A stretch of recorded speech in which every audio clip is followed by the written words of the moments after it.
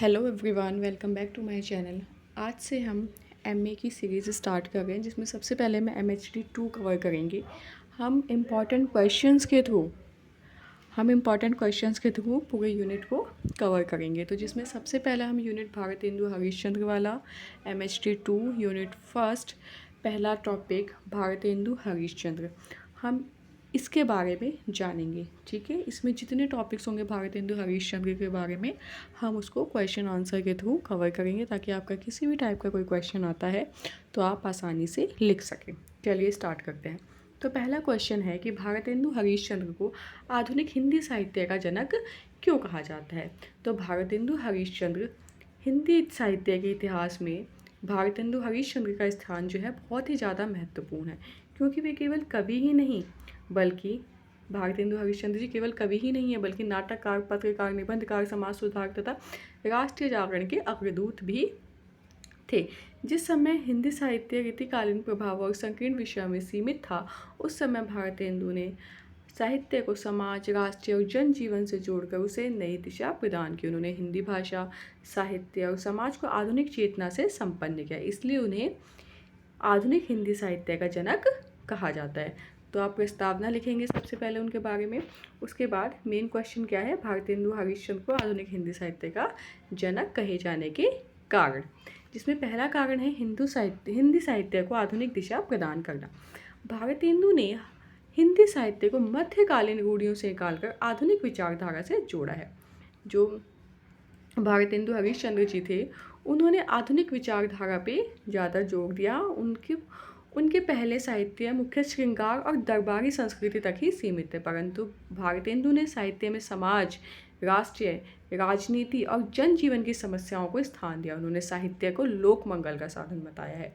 ठीक है, तो भारतेंदु जी का मेन जो मोटिव था वो आधुनिक दिशा प्रदान करना है, पुरानी सोच से छोड़कर आधुनिकता की तरफ आगे बढ़ना है।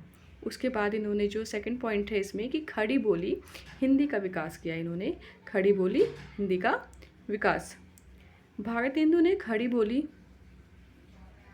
एक मिनट, खड़ी बोली हिंदी का विकास, भारतेंदु ने खड़ी बोली हिंदी को साहित्यिक भाषा के रूप में प्रतिष्ठित किया।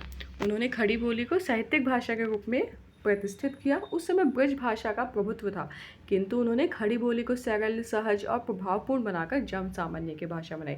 देखिए, कुछ पॉइंट्स आप याद रख लीजिए। मोस्टली क्वेश्चंस में वही आपको कुछ चीज़ें होती हैं जो रिपीट करनी होती है। मेन आपको प्रस्तावना अगर आपको पता है कि वो क्या थे, उन्होंने क्या किया, आधुनिकता की और पुरानी रूढ़िवादियों को छोड़कर उन्होंने आधुनिकता की तरफ जोर दिया। ठीक है, उन्होंने खड़ी बोली का विकास किया हिंदी में। जैसे कि पहले खड़ी बोली हिंदी को आधुनिक साहित्यिक भाषा के रूप में प्रतिष्ठित किया गया। उसके बाद उन्होंने ब्रज भाषा का प्रभुत्व था, लेकिन उन्होंने किसको महत्व दिया, खड़ी बोली को, जो सरल, सहज और प्रभावपूर्ण बनाकर जन सामान्य की भाषा बनाया। आज आधुनिक हिंदी का जो स्वरूप दिखाई देता है उसकी नींव क्या है, उसकी नींव भारतेंदु जी ने ही रखी थी। हिंदी गद्य का विकास, भारतेंदु ने हिंदी गद्य साहित्य को भी समृद्ध किया। उन्होंने क्या क्या लिखे, उन्होंने नाटक, पत्रकारिता, आलोचना, यात्रा वृतांत और इतिहास लेखन जैसी विधाओं का विकास किया। उन्होंने मतलब सब चीज़ें ही लगभग लिखी हैं, निबंध हो गया, नाटक हो गया, सब चीज़ें। उन्होंने गद्य भाषा सरल, स्पष्ट और प्रभावशाली थी। उनकी जो गद्य भाषा कौन सी थी, सरल भी थी, स्पष्ट भी थी, मतलब सही तरीके से समझ में आने वाली और प्रभावशाली भी थी। उन्होंने हिंदी गद्य को आधुनिक अभिव्यक्ति का माध्यम बनाया। पत्रकारिता के क्षेत्र में उन्होंने योगदान दिया। देखिए, पत्रकारिता के क्षेत्र में उन्होंने समाज जागरण का माध्यम बनाया। उन्होंने कवि वचन सुधा, हरीशचंद्र मैगजीन, बाल बोधिनी आदि पत्रिकाओं का संपादन किया। इन पत्रिकाओं के माध्यम से उन्होंने जनता में राष्ट्रीयता, समाज सुधार और शिक्षा का प्रचार किया। देखिए, उन्होंने ये महत्वपूर्ण काम, जनता में राष्ट्रीयता, समाज सुधार, सामाजिक सुधार और शिक्षा का प्रचार किया। हिंदी पत्रकारिता के विकास में भी उनका अत्यंत महत्वपूर्ण योगदान रहा है। ठीक है, तो उन्होंने पत्रकारिता के क्षेत्र में भी योगदान दिया है।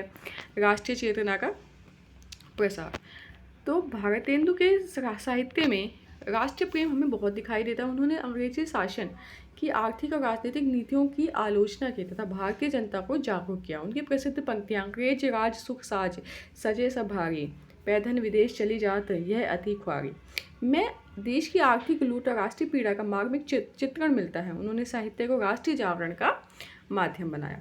सामाजिक सुधार की भावना, उन्होंने भारतेंदु जी ने समाज सुधारक भी थे। उन्होंने जैसे बाल विवाह, दहेज प्रथा, पर्दा प्रथा, छुआछूत, धार्मिक पाखंड, ये सब जो भी अंधविश्वास वाली चीज़ें थी, कुरीतियाँ थी, उनका उन्होंने खंडन किया है, विरोध किया है।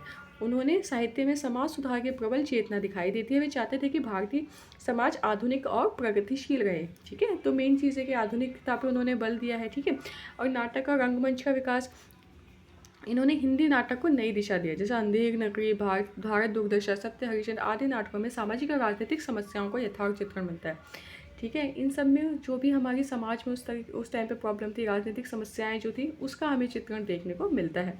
उन्होंने हिंदी रंगमंच को लोकप्रिय बनाया और नाटक को जन जागरण का प्रभावी माध्यम बनाया। आधुनिक शिक्षा और विज्ञान का इन्होंने समर्थन किया है।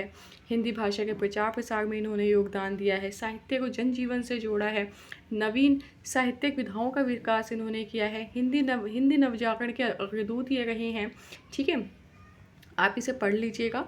इसमें मैंने बहुत ज़्यादा पॉइंट्स लिख दिया ताकि आपको एग्जाम में जो भी पॉइंट्स आपको याद रहे आप उसे लिख सकें। वैसे आपको इतना ज़्यादा लिखने की ज़रूरत नहीं है, आप अपनी भाषा में एक्सप्लेन कर सकते हैं। मेनली आपको कुछ पॉइंट्स रिमाइंड होने चाहिए।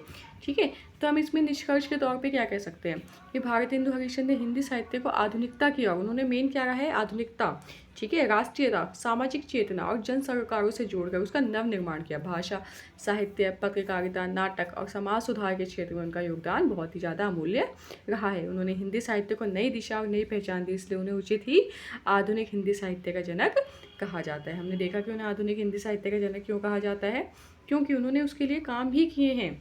देखिए, हमने देखा कि उन्होंने आधुनिक दिशा प्रदान की, खड़ी बोली हिंदी का विकास किया, हिंदी गद्य का विकास किया, पत्रकारिता के क्षेत्र में योगदान दिया, राष्ट्रीय चेतना का प्रसार किया, सामाजिक सुधार की भावना। देखिए, ये पॉइंट्स तो बहुत ही ईजी है। जैसे दहेज प्रथा, पर्दा प्रथा, इन सब चीज़ों पे उन्होंने इन सब चीज़ों का खंडन किया है। नाटक लिखे हैं उन्होंने, रंगमंच लिखा है, रंगमंच का विकास किया है। ठीक है, उन्होंने काफ़ी सारी चीज़ें लिखी है। आधुनिक शिक्षा का उन्होंने प्रसार किया है, विज्ञान का समर्थन किया है। मेनली इन्होंने सारी चीज़ें ही की है हिंदी में, मतलब कि सारी अच्छी चीज़ें समाज को लेके, मतलब समाज में जो भी बुराइयाँ थी उन चीज़ों को लेके इन्होंने लिखा है। ठीक है, हिंदी भाषा के प्रचार प्रसार में भी इन्होंने इनका योगदान रहा है। साहित्य को इन्होंने जनजीवन से जोड़ा है। ठीक है, साहित्य को जो भी नॉर्मल लोगों की लाइफ में चीज़ें होती थी, किसान, गरीब, महिला, शोषित वर्ग की समस्याओं को उन्होंने साहित्य के माध्यम से दिखाया गया है। ठीक है, और हिंदी भाषा का प्रचार प्रसार उन्होंने किया है। ठीक है, आपको आई थिंक समझ में आ रहा होगा। ठीक है, तो ये सारे मेन पॉइंट्स हैं, आप इसे अपनी लैंग्वेज में बना के लिख सकते हो। वैसे मैंने इजी लैंग्वेज में ही आपको नोट्स बना के दिए हैं, that will be helpful for your exams. I hope you will like this video. If you like the video, please like, share and subscribe and please do comment. जिससे मुझे motivation मिलेगा आगे वीडियो बनाने के लिए एंड मुझे idea लगेगा कि आपको पसंद भी आ रहा है या नहीं। Thank you so much.